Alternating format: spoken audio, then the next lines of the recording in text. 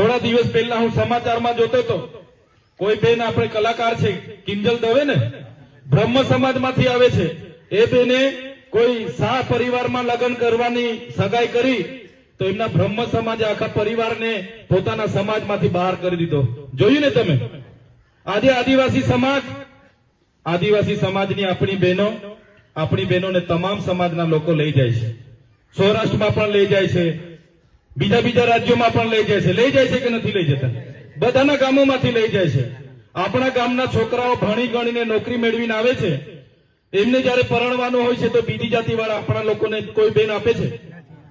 તમે એક બેનને વિદ્યાનગરથી એક ભાઈ લઈ આવેલો, કેટલી પોલીસ અહીંયા ઉતારી દીધેલી, કેટલા લોકો આવેલા, અમારી છોકરીને મારી નાખવાની છે પણ આદિવાસીને નથી આપવાની, એવું મારા નજર સામે લોકો બોલ્યા હતા.